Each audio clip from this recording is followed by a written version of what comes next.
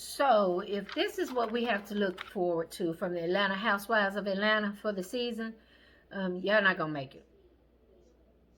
And I mean it in a bad way. Let's talk about it.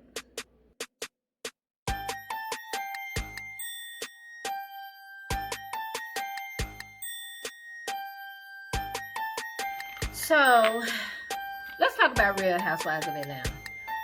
They've been the longest, one of the longest running shows. They've had the highest ratings out of all the Housewives shows.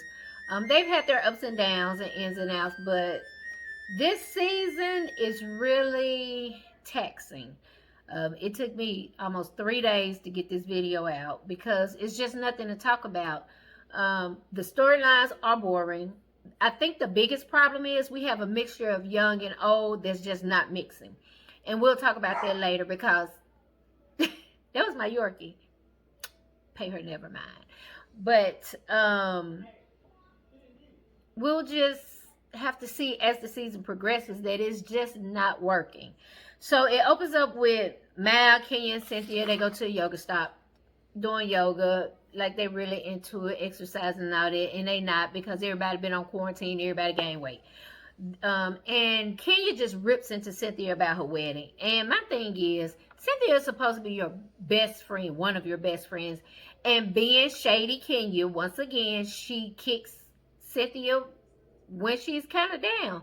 You know, she's trying to plan this wedding, and Kenya's just like, you're just doing it for the cameras, which we all feel that. But, you know, she's like, you're doing it for the cameras. You're not committing to the date. You're not doing this. And Cynthia's like, yes, I am. The cameras are not what's driving me, you know. But what is it, Cynthia? Now, come on now. I kind of agree with Kenya in this aspect that you are doing it for a show. So we're just not into it. We've seen you get married on the show already before. There's nothing new you're bringing to the table, just a different face. And we're just really not that interested in it. So this whole Mike Hill, Cynthia Chill thing,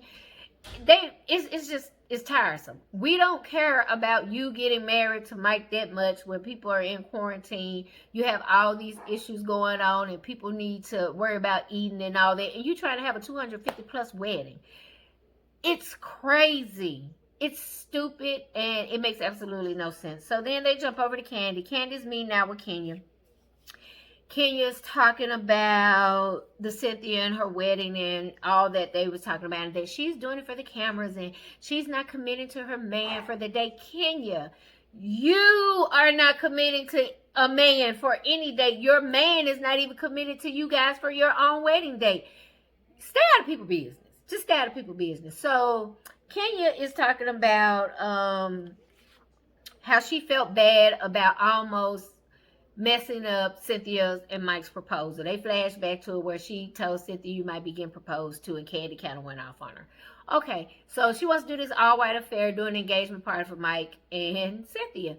But she doesn't want to be the face of it because she knows if she's the face of it, then the girls probably won't come out and support it. So she wants Candy to help her. Candy's like, so you want to send me out to be the face of it, and in reality, you behind it. When everybody finds out, you're going to be mad at me. Pretty much. So she was like, so who do you want me to invite? Who are you cool with? And she was like, you can invite anybody. And she was like, Marlo, Portia. She was like, it's not about me. This is Kenya. It's not about you, but it's about you. And it's about Cynthia. So if Cynthia's cool with him, she's fine with that. So Candy's like, okay, I hope I don't get caught up between a rock and a hard place. So Kenya starts to talk about Portia because Candy said Portia, you know, she brought her up and she was like, she's talking about the Black Lives Movement thing. And Kenya, even if you think it is a farce or a ruse, Portia has explained it over and over again. They reached out to her because she is a celebrity. So she is using her platform to bring awareness to Breonna Taylor and other slain African-American men and women that were wrongly killed by the hands of police. So even if she is using, they asked her to do that for that reason. So you have no dog in this fight because you act like, well, she's using it just to get arrested. She's not doing it just to get arrested. Do you really think that girl wants to be arrested away from her child? She even talked about how they told her, getting ready for, you may get arrested. You're in this day when they were on the bridge, they did get arrested. And Portia was like, now people know who I am. She was the last person to be released from jail, because to me, I think they were trying to make an example out of her. So of course, she is using her platform. And whether you think it's fake or not, shut the hell up. Because we haven't seen you not one time in the trenches marching, doing anything, bringing awareness. So we don't want to hear that, Kenya. And it just looks bad. You always talk about bringing black women down and doing this and uplifting. And then you around here bashing this girl for trying to bring light to a horrible situation. Shut up. It's just not worth it. And I'm glad Candy was like, well, you know, I don't think she's trying to do that. And Candy in her confessional was like, look, as long as she's keeping Breonna Taylor's name alive, I don't have a problem with it. I'm proud of Portia. She can do what she needs to do, because at the end of the day, until you out there doing it, you can't say whether somebody doing it from the kindness of their heart or not. Don't nobody want to hear that. So Kenya, shut the F up, because this is too important for you to be using. Like you saying, she using it for a storyline, but you are too, in a negative way. So shut up. So then they go over to Drew, and Drew and her husband are sitting down and talking about getting ready for counseling. So the mom is like, just be open, talk about things, don't hold anything back. And Ralph is like, yeah, whatever. So the therapists get there, they go outside and they talk to the therapist. So the counselor asks for 3 things that they're looking for out of their marriage. And so Drew's was transparency, love for her 9-year-old son, and more peace. When she asked Ralph said respect and sex. Okay, we that's what he want. That's what we're gonna go with. But I'm like, come on, you supposed to be trying to fix something, and you worried about in your pants. Whatever. So, in talking to Drew, you know, she asked Drew to tell her about the 3 things. And Drew is like, you know, I just want him to be more nurturing to my 9-year-old son. And so I got a problem with this. You married a man when your son, I think she said her son was 3. He came into your son's life. And she had to quickly change what she was saying by saying, I'm not saying he's not a good father. I'm not saying he's not a good father. She's saying, but I do want him to have a closer love relationship with him. Teach him some things that a man should know, this, that, and the other. If you didn't see those characteristics in that man before you married him, and coming from a woman who's married with a blended family, it's just some things you don't do. You don't incorporate your children into your mess. If he wasn't that man when you met him 3 years ago, then he sure in the hell ain't going to be that man now. If he's not taking him under his wing as his son, like my husband always says, my son, my daughter, across the board, for my biological children and his biological children, even though they may not call him dad, they may call him by his first name, or however they choose to call him with a term of endearment, they do it respectfully, and he never once has taken the title of son or daughter from them. He says, these are my children. Same with me. That's my daughter. That's my son. No difference, no anything. So I got a big problem with that, Drew. And don't come on TV 5 years later crying about it. And you knew what you was getting when you got into it. It is not fair to your son, not you, not your marriage, not your daughter. It's not fair across the board, because if he's going to show more love to his biological child than he does his stepchild in his eyes, or his child, it's going to cause a problem later on with the children. They'll pick up on that energy and they'll see it. And I'm just not here for it. I just really had a problem with that. Ralph talks about Drew emasculating him. And she's trying to treat him like her dad. And she says, I'm not trying to do that. I'm not trying to treat you like my dad. You know, I know that I can't do that. And I don't want you to be my dad. I want you to be you. I want you to be more loving, more caring, more understanding. I'm here for you. I got your back. And Drew starts to well up a little bit. And he looks at her like, what is that? And she was like, what do you mean, what is that? And he was like, what? She was like, you try to make it seem like I'm faking or something. I mean, it just went left. He's just a complete asshole at this point. If he is a good guy, it's going to take a lot for him to get back to where he's supposed to be with the audience, because right now we're looking at him as a piece of crap. And he's just not taking anything seriously. You know, you've been gone for 3 days. You left. You were in a whole nother state. You didn't call your wife. You didn't check on your kids. You didn't make sure your family was safe and secure. But yet you spied on them through a camera. Then you talk about, oh, I'm not getting sex at home. Then you say, oh, she's emasculating me. Oh, and then these tears that she's crying. Drew, I hope this is not a storyline for y'all for this show. And if y'all are really having some problems, y'all really need to get some real help. And I don't know if this lady can help y'all. So we go back and forth between them, and she just tells them, look, from now on, you know what each other needs, you know each other wants. This is ground zero. We're going to start at stage 1. And so they agree to do that. So then we jump over to Cynthia, and like I said, they still have no coherency, no consistency with these scenes. They're all over the place. It still is not flowing for me. It's just not doing it for me. But anyway, Cynthia's on the phone with Lauren, and Lauren is talking about a small gathering that she's doing for Portia, for her Black Lives Movement. Want to show how they're appreciative of the efforts that she's putting forth. Candy, it's like, fine, I'll be there, no problem. Cynthia, she asks Kenya is invited. She says she's not sure about Kenya coming because she really is not comfortable with that. She doesn't know kind of like where her and Portia are. And then Cynthia's like, well, can I bring a +1? And she was like, yeah, you can bring a +1, knowing that she's going to invite Kenya. So anyway, Cynthia calls Kenya. She's going over her wedding list, and she's receiving advice from Kenya. Whatever. You're receiving advice from somebody who's married, but not married, but in love, about to get divorced, but they're working on their marriage. He's a good father. They're doing great. It is what it is. It's a storyline. So, okay, we got that. Let's move forward.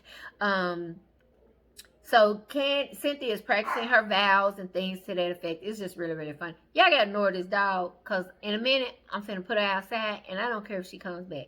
But anywho, so Cynthia tells Kenya about the party. You know, she could bring a +1. Kenya's like, okay, what is this party for? Y'all just giving her a party? Y'all... So Kenya feels like, oh, y'all just giving Portia a party. She's like, well, y'all need to throw me a party for all I do. Like I said, hating. Ain't got no reason to be hating. Why you hating? Shut up. You know, you don't want to go, but you want to go. You going, but you want to talk crap. Why are you going? Don't go to that girl party in her house and being all malice and talking about she's doing it on purpose. She's doing it for a storyline, this, that, and the other. I'm going to invite your ass to my house eating. And if you can't, I'll probably be like, you can get the hell out. You can get the hell out and don't come back. But Kenya being Kenya, talking about she got a gift for Portia daughter. You a lie. You ain't bought no gift. Your ass just lying. So we go back over to Drew and Ralph. They're packing. Ralph's dad got seriously ill and he passed. So it's hitting him kind of hard. He said his dad was really close to him. It was a lot of things he learned, but he could have learned more from his dad. And they never got a chance to share in there. And we can all relate. You never really feel like you spend enough time with your parents and learned enough stuff from your parents to be able, you know, to say, ooh, I got that quality time. You know, as adults, teenagers, moving on into adulthood, we get our own lives, we get our own ambitions, we start to do our own things, and we kind of lose sight of our parents and their needs. And so I feel them, you know, it's really hitting home, and Drew is trying to be there for her husband. So we're at Portia's house. Tanya pulls up, she picks up Portia. It's part of the plan to get Portia out. They're out, they go out and get drinks, they meet up with Marlo. They're keeping her busy until everything is set up. So Marlo is talking about her boys. You know, she's a momty, and she's talking about the virtual school, how difficult it is, the kids missing assignments, the real stuff that Real Housewives of Atlanta should be talking about, that real parents are going through. Like I have my grandbaby Sunday, Monday, Tuesday, and Wednesday, because we have to do virtual school with her while her mom is at work. So it's good to hear that, okay, Marlo is really living a real household life, unlike Candy, who has nannies, you know, like Kenya, who has a nanny, you know, her aunt comes in and help her. So it's really nice to say, okay, y'all having real life issues just like everybody else. So we're back to Kenya talking to Sin. Like I said, they're back and forth. They can't complete a whole scene and just move forward. So they're talking, and she's talking about she has Pilar gift and this, that, and the other. And she know dang on well she bought her an African Barbie or something. You ain't bought that for that baby. But anywho, she's trying to come with a peace gift, and then it's funny because Cynthia is letting her know, I know you're my plus one, but bitch, you can't come. Lauren rescinded her invite. You're not welcome. Do not RSVP. Do not place gold. Collect $200. Don't show the hell up. And so Kenya's like, why are you just not telling me? Ask the producers, did you know about this? Womp, womp, womp, womp. No, we did. Y'all a lie. Cynthia, did you know? No, I didn't. I'm sorry. Somebody had to break the bad news. Well, somebody's paying for my makeup. No, ain't nobody paying for your makeup. It is what it is. Your ass knew you shouldn't have been trying to go anyway to be messy. So guess what? You stay your ass right there and enjoy your night by yourself as you're used to doing. And then she's like, well, I'll just send my gift by you. Girl, bye. Whatever. So Kenya calls Candy to mention that she's not coming to the party. Candace's like, oh, okay, well, I'm sorry to hear that. She's like, being still with the bull, with the BS. I'm not coming. It's self-serving anyway. Why should she have a party? She's not giving herself a party, Kenya. She's not giving hers. It is something her sister is throwing for her and her close friends. Not a hating ass broad like you, but people who call themselves her friend, her family, those that are closest to her, that's with her on this journey. Not you, a lonely, bitter, backstabbing, conniving dame that just don't want nobody happy because you ain't happy. So she said, and Candy tells her, well, it probably will be awkward. If you got all this to say, why are you so mad because you was disinvited? But you was willing to come, feeling the way you feel, and then you was going to be there, it's going to be all awkward, then you was going to have some negative stuff to say. And here you go, Ken, you know I wouldn't have said anything negative. I wouldn't have, yes, you would. You did all you could have did to down that girl on her event. Ain't nobody got time for that. And then you were going to be going to that girl's house with that bull. Then that was going to be where the problem was going to jump out. She was like, well, I'm just not going to go, but I'm going to send my gift by Cynthia. Okay, send your damn gift. Whatever. So then Marlo leaves where Portia and Tanya are because she's going to get ready, and Tanya is responsible for bringing Portia back. So they get to the house, and when they're, well, right before they get to the house, everybody starts to arrive. So Marlo arrives, Cynthia brings wine and Kenya's gift, and she asks Cynthia asked Candy if she's spoken to Kenya, and she was like, yeah, you know, and she was like, well, it's probably for the best that she doesn't come, and they both agree, of course not, right? So then LaToya comes, Fallon arrives, and then we have a new face on the scene, Joy, which is nice. I like Joy. I think she'll bring a little bit of character to it. So LaToya talks to Candy about, nobody told me about the flats menu, and then, you know, Candy's like, look, I'm trying to be comfortable, and I'm be around all these tall folk. It wasn't gonna matter if I had on heels anywhere or not. So it's like, whatever. So Fallon is talking about, you know, if I had Cynthia's height, all the stuff that I could have done and accomplished with my life, besides all these kids. And so here's LaToya being shady, gonna be little Miss Kenya Jr. tonight. How many kids do you have? She says, well, we have 8. I have 3, and Simon has 5. And she was like, oh, your man, is he an older man? And she was like, yeah. And LaToya said something real sneaky. I don't know if a lot of people, she was like, yeah, I knew that. I know about Simon. See, I don't know if Fallon caught that shade, but see, like me, I mean, like, what you mean you know my husband? What that's supposed to mean? I'm going to need you to elaborate because it's going to be some problems. But I digress. Moving on.